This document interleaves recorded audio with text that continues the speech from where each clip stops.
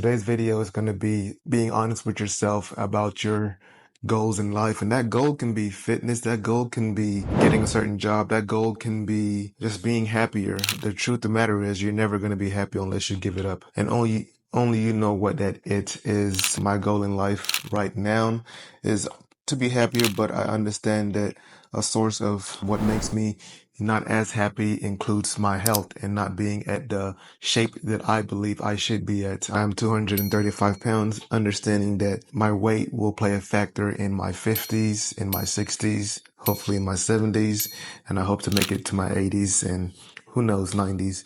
So I understand that there are some things that I have to do, not just for myself, but for my family, my wife, my kids, to be able to not just live life. Being present is good, but living an enjoyable life, a life that you are free from pain and free from aches. I do have aches that I will always have from my underlying injuries, but I understand that weight plays a huge factor in our lives, in my life specifically. I feel better now, but I've been on a really good workout routine where I've been walking more frequently. That's one thing that I'm tasking myself, is to do at least 20 to 30 minute walks on a daily basis. And because one of the biggest reasons for that is just to improve my metabolism. But that's just one feature. That's the, feature number two, or key number two in trying to obtain the life that you want health-wise, is to increase the amount of energy expenditure via exercise. For me, I'm going to be incorporating walking. I do a lot of weightlifting too, but I've been, for the last few weeks, been using more kettlebell workouts because I can do it at the comfort of my home and don't have to waste the time driving to the gym and back to the gym. In that same time frame, I have pretty much completed 80 to sometimes 100% of my workouts. So incorporating walking on a daily basis and frequently, anywhere from 3 to 5 times a day, a week is what I'm going for. But the major thing, the biggest thing, and the topic of this is you got to give it up. And it for me is bad food choices. And in my youth, I could outwork a bad diet. I could eat trash and then go work out consistently and look amazing.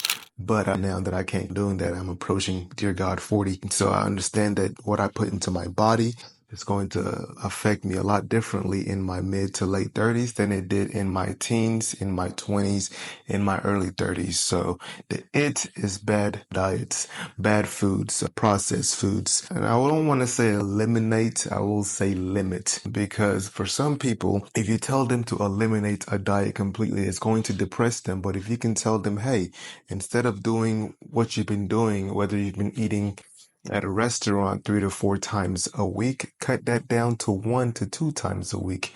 There's another example of if you're smoking a pack of cigarettes a day, what I tell my patients is it would be impossible for me to say for you to go from smoking a pack to not smoking. I've seen patients do it, but it's more important for you to cut down and wean yourself down. I've had patients go from a pack to a half a pack to a quarter a pack to now they're on 1 to 2 cigarettes a day. And that one is a struggle for them to finally give it up, but they understand the importance of giving it up. For me personally, my it is bad food choices and bad food frequency. So consistently eating or munching late at night and early in the morning, in the afternoons, those just continues to have insulin spikes, and there are some dangers in those insulin spikes.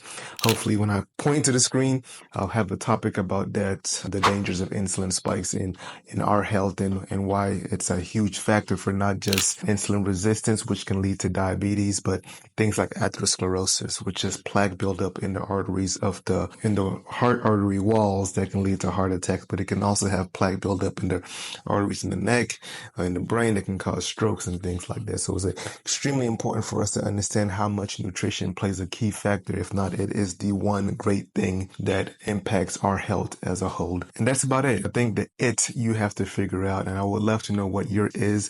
Leave it in the comments and let's start a conversation of the things. Not just leave it in the comments. Please discuss the ways that you're going to give it up. Have a good plan. My plan of giving it up is just having a mental notion that these are the things that I'm doing. This is what has been leading to my poor health. Understand that eating too frequently, I have a cutoff time of at least 8 p.m. that I don't try to eat afterwards. Sometimes it's been a lot earlier than that. It's been yesterday. I think it was 5 or 6 o'clock, but I had a really good meal and I stayed full.